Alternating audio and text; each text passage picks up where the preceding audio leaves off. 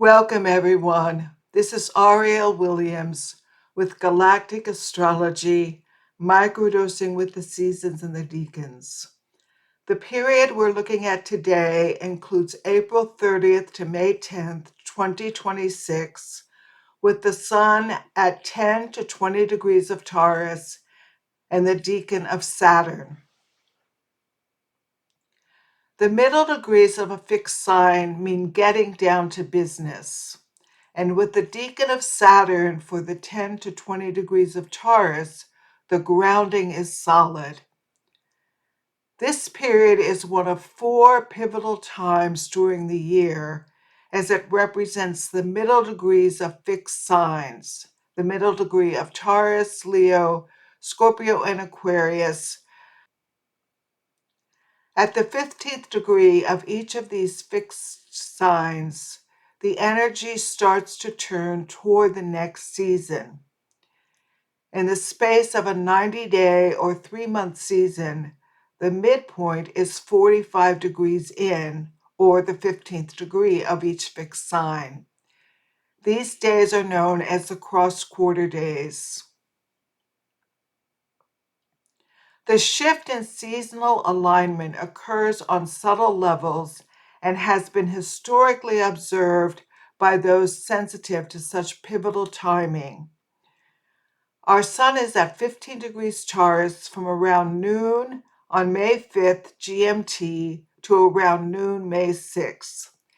This is also known in the pantheic religion as Beltane.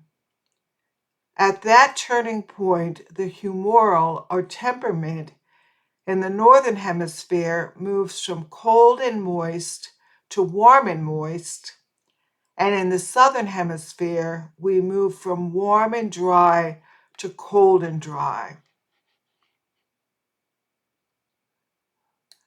What does this mean for you? We can start to notice the beginning of a subtle shift, a slight change in orientation, perspective, focus that is viewed internally and externally. We can acknowledge this shift consciously and cooperate with the flow. Realize that we are turning in a seasonal way.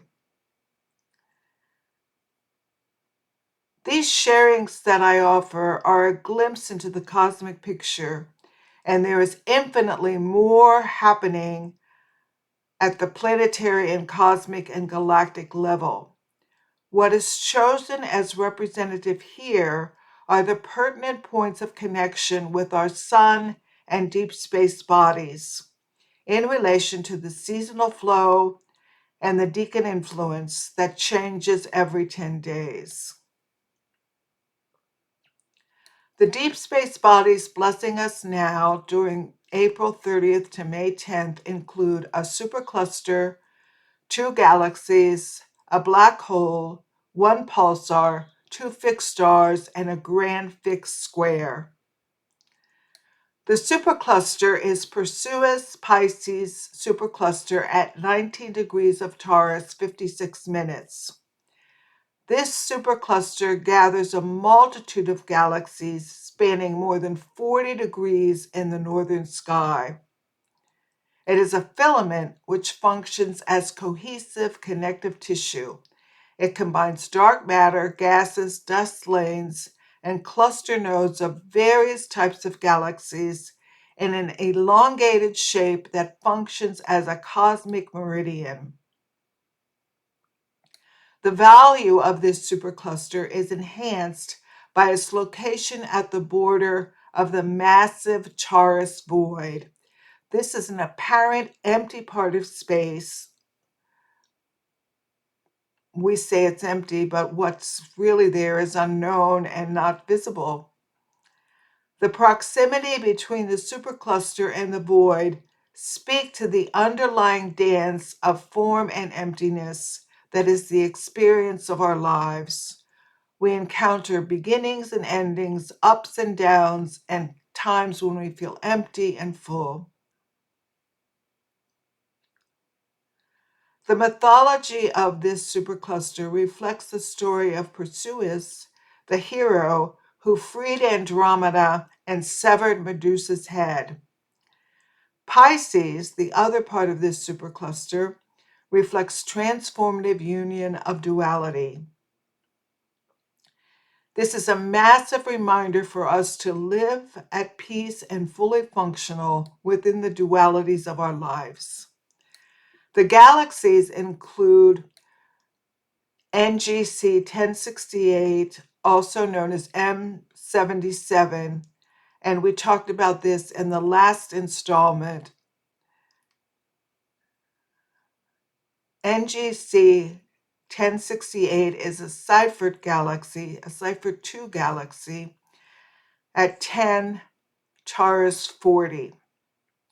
A Ciphered galaxy is identified as a spiral galaxy with bright nuclei that is variable in intensity and emission of radio waves. As we reviewed in the last episode, this galaxy is a maser, meaning microwave energy, and it emits across microwave, X-ray, ultraviolet, infrared, radio, gamma ray, and neutrino bands. It is an astrophysical laboratory for the study of black holes. This galaxy mirrors for us, especially with its neutrino energy, the potency of pure intention, and that creation evolves through nested layering, resounding the need for clarity at our core. The next galaxy is Abel 400, located at 13 Taurus 45 minutes. This remarkable cluster contains the dumbbell galaxy NGC 1128, which itself hosts a binary supermassive black hole 3C75. This binary supermassive black hole is in the process of merging. Together, they have 4 jets emitting gas that willow like a scarf blowing in the wind. The dumbbell galaxy, named for its shape, and the 2 black holes suggest a unified field evolving out of polarity. A significance of Abel 400 is its heat. The intra-cluster gas results in plasma that is multi-million degrees in heat. This level of intensity suggests an alchemical transformation for us along the lines of integrating opposites that merge through a unified field. The black hole 3U0539-64 is at 15 degrees Taurus 51 minutes. This black hole is extragalactic, and it's linked with galaxy clusters and located in the Large Magellanic Cloud. It is also a binary black hole, and its companion star has more potency than our Sun. This black hole represents the blend of conscious and unconscious as we evolve into higher frequency consciousness.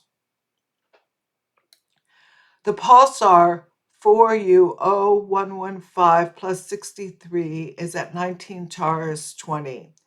This is an accretion-powered binary X-ray pulsar, again emphasizing the theme in this 10-day period of binary energy. The fixed stars include Almach at 14 degrees Taurus, which represents for us a constancy within the heart despite adversity and a trust in divine timing. Taurus helps us slow down and we can trust the natural flow of things. The other fixed star is Menkar at 14 degrees Taurus 19 minutes, and this offers us a portal of consciousness, making the unconscious conscious.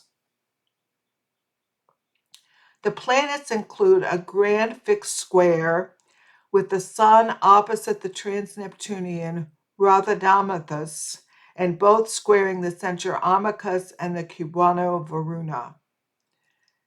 In this section of Taurus, we settle into a deeper experience of our higher self, and Saturn as the Decan firms the ground for a serious application of Taurian growth which acknowledges our self-value and our self-worth, the beauty within.